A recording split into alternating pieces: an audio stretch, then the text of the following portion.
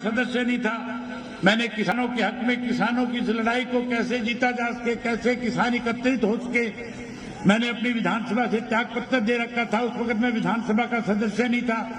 मेरी गैर मौजूदगी में विधानसभा में एक प्रस्ताव सरकार की तरफ से लाया गया, एक बिल लाया गया, एक चौथा ऐसा काला कानून बनाया गया जिससे आने वाले समय में जिस तरह से कृषि के 3 काले कानून बना करके किसान की जमीन हड़पने की साजिश केंद्र की सरकार ने रची थी, आज हरियाणा प्रदेश की सरकार ने उसी तरह का एक कानून, चौथा काला कानून बना करके जमीन हड़पने का एक नया बिल पास करवाने का काम किया है। मैं आपसे आग्रह करूंगा कि आप उस चौथे काले कानून को खत्म करवाने के लिए भी जहां सरकार को आगाह करने का काम करें, वहीं प्रदेश के किसान को अपने साथ लेकर के इस लड़ाई को लड़ने का काम करें। हम उस लड़ाई में फिर आपके साथ खड़े होंगे और उस लड़ाई में किसान के साथ न्याय नहीं होगा तब तक सड़कों पे आंदोलन करके सरकार को मजबूर करने का काम करेंगे।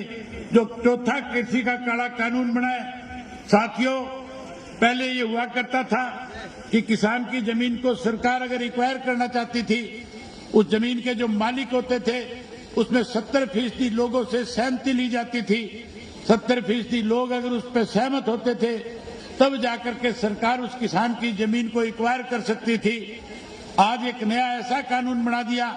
कि आज कलेक्टर को इस बात की पावर दे दी, डिप्टी कमिश्नर को इस बात की पावर प्रदेश की सरकार ने दे दी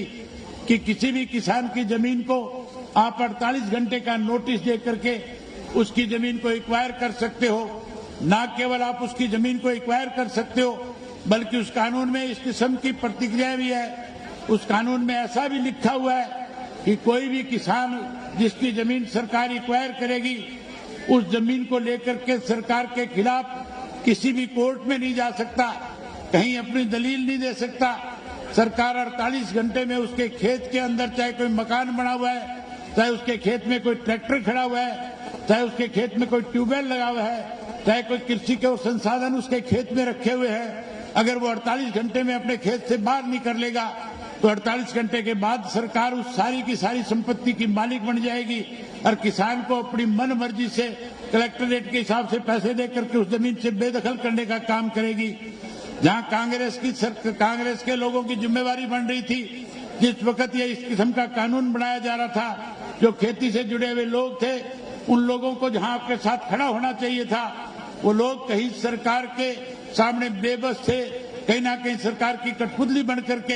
इस तरह के कानून को पास करवाने में